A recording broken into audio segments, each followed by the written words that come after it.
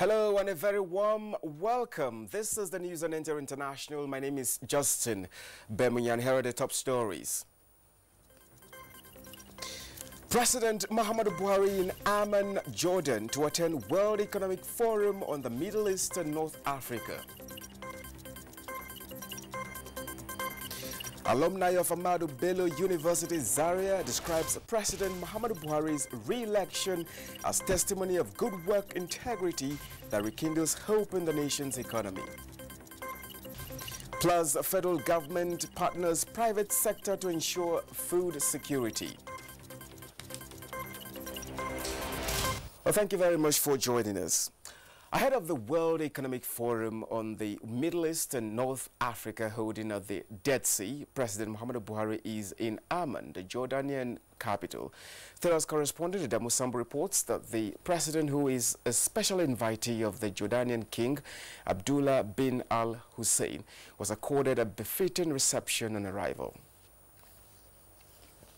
President Muhammadu Buhari arrived Queen Alia International Airport, Amman, at 11:45 Thursday evening local time.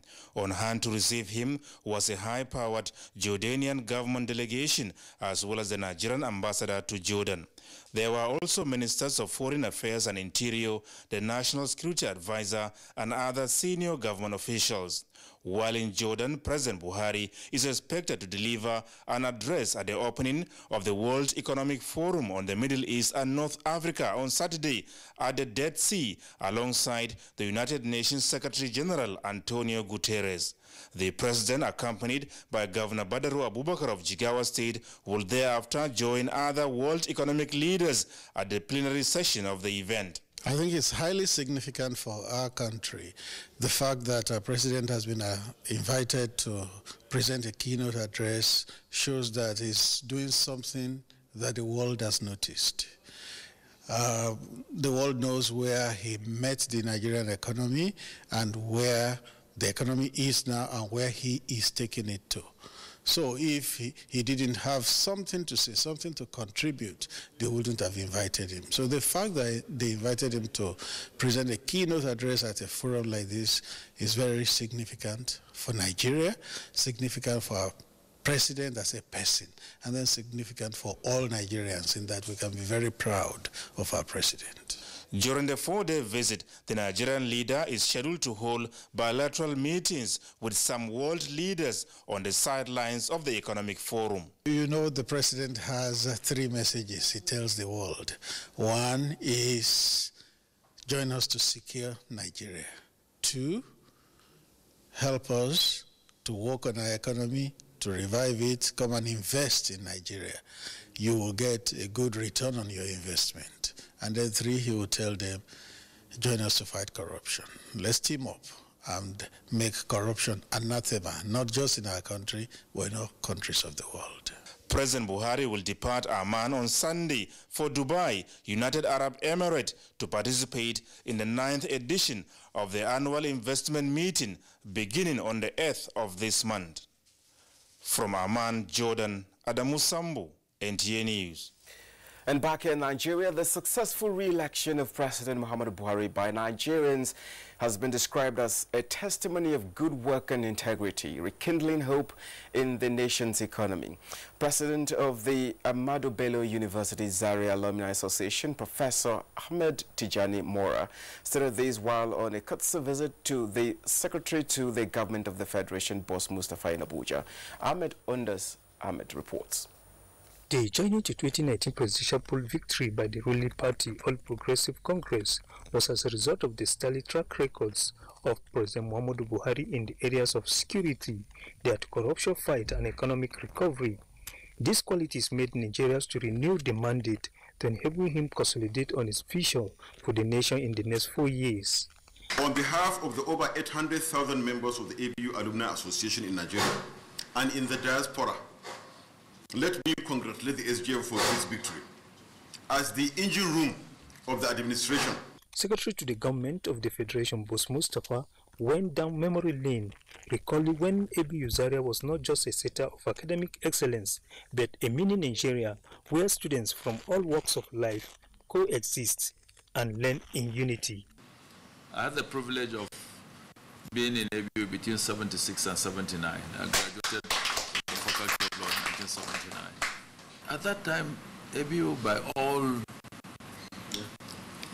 imagination, was a great university. It was a great university. I mean, you announced your arrival at any given opportunity with a sense of dignity and pride. Ahmed Ondas Ahmed, NT News. The coalition of APC support group says the party remains supreme in taking decisions as it affects members, particularly those elected on the party platform. Leaders of the group at a press conference in Abuja commended party faithful across the country for renewing the mandate of APC as a governing party with overwhelming support. To remain committed and focused in line with the party's progressive ideology of encouraging its elected leaders that will add value to the next level agenda of the Buhari administration. And coherence of the both chambers, the red and green chambers, is a necessary factor for smooth operation and running of the administration of President Muhammad Buhari. There are positions that have already been zoned. We have the president coming from the northwest. We have the vice president coming from the southwest. We have already, which is known to, it's public knowledge now, that the Senate president is going to northeast. We have been able to sustain the change mantra. We have moved to the next level. So we will do things the right way this time. Unlike in the past, this time around, the governing APC has the required number of lawmakers at the National Assembly to fast-track development and provide the other tiers of government necessary legislative backing for all-round development.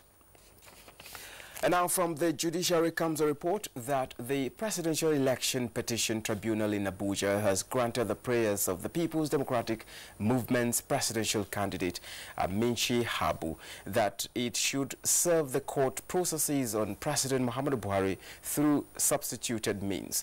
And this follows complaints by the PDM that its inability to give the documents to President Buhari is hindering the case. Olabode Ariwa reports.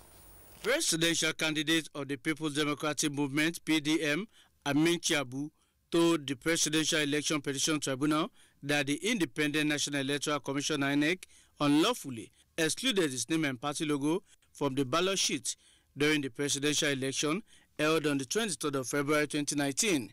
This, is said, denied the supporters the opportunity to vote for him. Counsel to the PDM, Aliu Lemu, told the tribunal that he had not been able to effect service on the third respondent, who is President Muhammadu Buhari. After considering the grounds of the ex parte motion, the tribunal, headed by Justice Abdul Abuki, directed that the court processes be served on President Buhari through the Abuja office of the All Progressives Congress National Legal Advisor. As soon as they accept service, the court will assume jurisdiction to hear our petition and deliver judgment. Meanwhile, the Zamfara State Election Petition Tribunal has commenced sitting in Abuja, where it granted the prayer of the All Progressives Grand Alliance governorship candidate, Abdullahi Shinkafi, to serve the court processes on the APC governorship candidate, Mukhtar Idris, through substituted means. In Abuja, Olabode Ariwa, NTA News.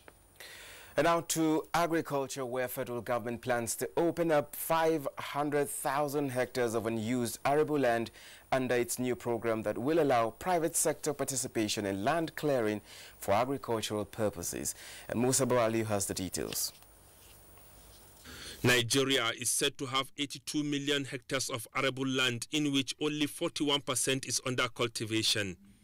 Research carried out by agriculturists indicates that more investment is needed to open up most of the abandoned land for more agricultural activities.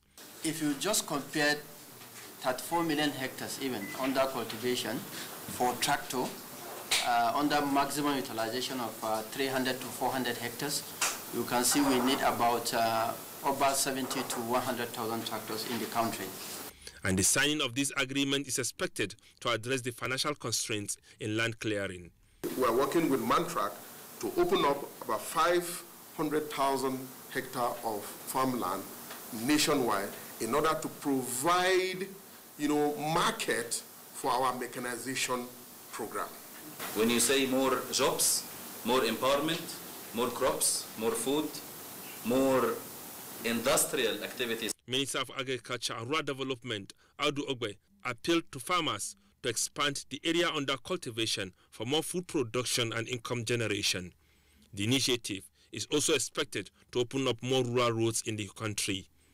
In Abuja, Musa Baba Aliyu, NTA News. In a related development, an 8-man Korean rice investor has arrived Jigawa State to understudy Nigeria's rice production and invest in the rice farming as revolutionized by the present administration. While Mohammed Kazauri reports. Jigawa State is one of the states blessed with abundant farmland conducive for rice farming. With the support of the Buhari administration Rice Revolution project, farmers now produce 8 tons of rice per hectare, with many rice mills established across the state. This development attracted a team of rice investors from South Korea, whose first port of call is Jigawa State. They commended Nigeria for its commitment to food security through agricultural development. The reason why we have paid a visit to this site for today is to take a field trip to one of your farms to discuss the possible cooperation options to improve rice production, such as better techniques for rice cultivations, because our facilitator, Mr. Hong Young, and the Kankote group has chosen the farms here in Jigawa State. Governor Muhammad Badaru Abubakar briefed the team on the success story of rice production. We need to have good agricultural practices to produce paddy at the right price and at the right quantity. So that is why this partnership will help greatly, not only in producing enough paddy, but in producing the paddy competitively. The investors are expected to visit many rice farms while in the state. From Duse, Awal Muhammad Kazauri, NTA News. Now, development of the culture industry is imperative in view of the numerous social and economic benefits therein. The House of Representatives Committee on Culture came to this agreement with the National Council for Arts and Culture when the Director General Olusegun Ronsewe appeared for budget defense. National Assembly correspondent Lami Ali reports. Appreciating the support of the House of Representatives Committee on Culture in ensuring that the National Council for Arts and Culture is adequately funded, the Director General Otumba Olusegun Ronsewe said Nigeria's rich and diverse culture could be used to generate revenue as culture and tourism are interwoven. The reason why so many countries are having good IGR, because they remit money back to government for tax, etc. So whatever we remit there is to build a better Nigeria. He believes that cultural activities should be encouraged to foster unity and development. The committee commended the Council for judicious use of resources as seen from its budget performance in preceding years. I remember, if you go back to First Tax 77, you will see, you will remember what National Theatre, that edifice, the role it played for us as a people.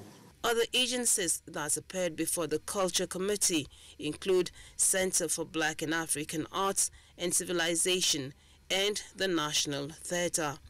In another development, the Senate and House of Representatives Committee on Women Affairs, during an interface with the Minister of Women Affairs, urged the ministry to have its impact felt, especially among women. Without a zonal intervention to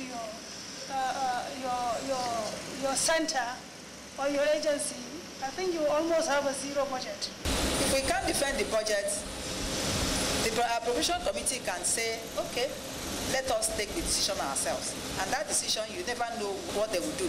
The committee also directed the National Center for Women Development to adopt and put into use the correct template for presentation of budget performance and proposals. From the National Assembly, Lami Ali, NTA News. If you're just joining us, this is the news on Enter International reaching you from Abuja. We take a short break. Now we shall be back with more news in a moment.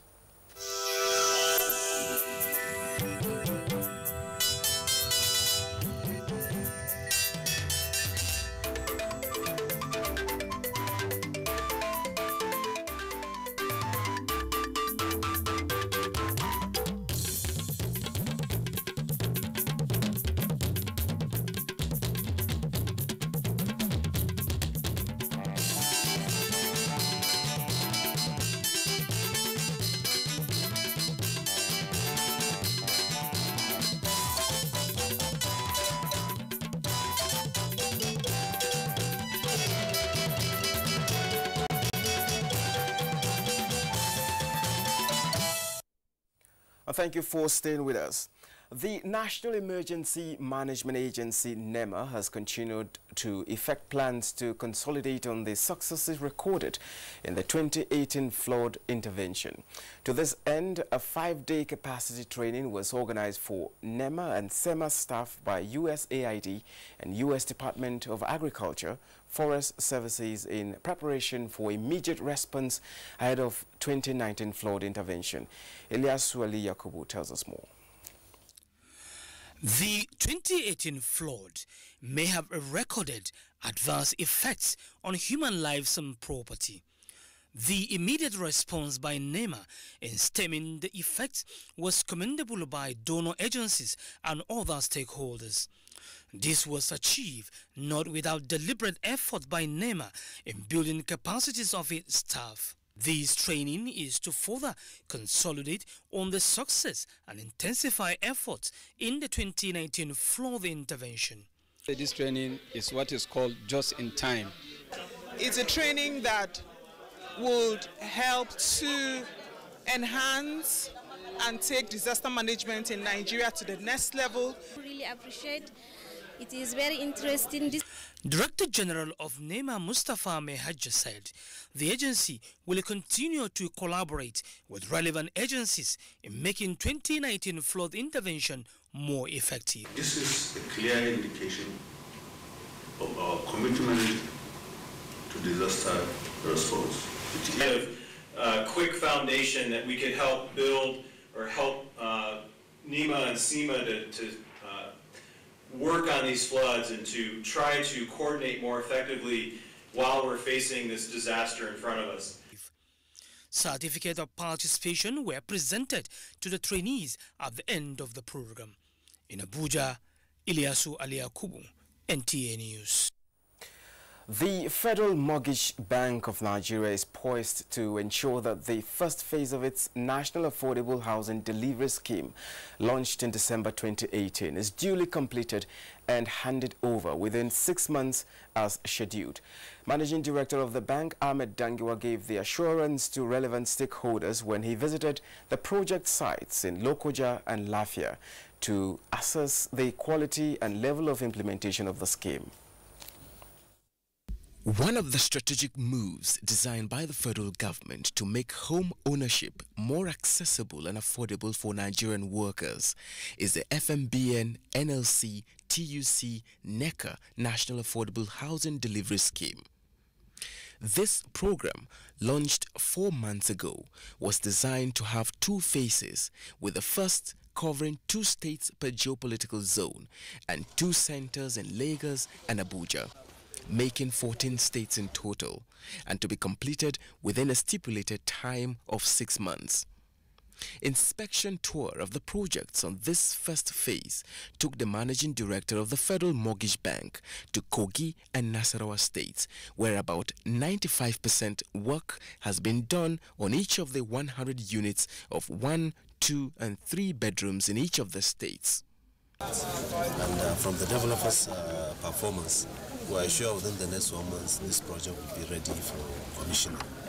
And I'm happy to hear from the director, the pump set, the DG, yes, that the off-takers are already on ground, which is the prerequisite for any development that we are doing.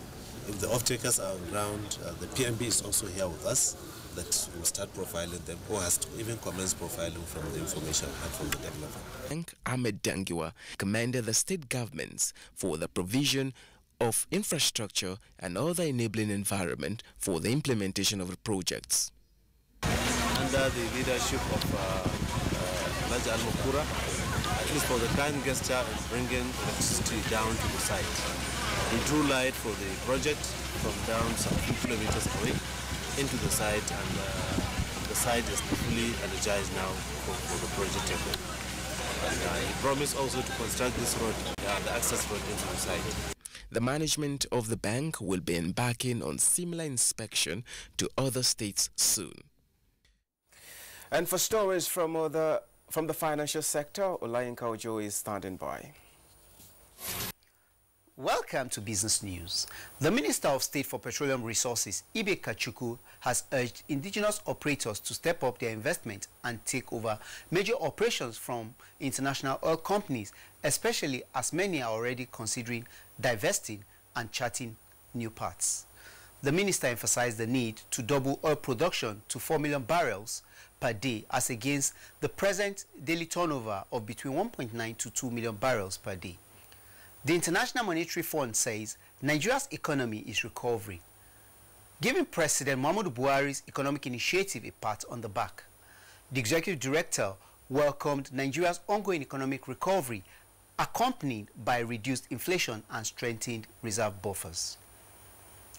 The Central Bank of Nigeria on Thursday backed Bankers Committee by approving 200 billion naira facility to support and standardize agricultural product exportation.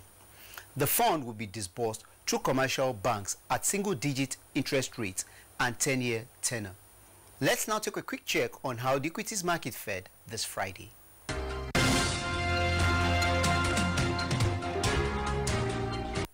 And that's it on this segment of the news. I am Olayinka Ojo. The Senior Special Assistant to the President on Foreign Affairs and Diaspora, Abike Dabiri-Erewa, has called for compulsory baggage identification system at the Nigerian airport for quick detection of drugs and other dangerous substances. And this follows the arrest of another Nigerian Thursday in Jeddah, Saudi Arabia. Oyemi Ajayi has details.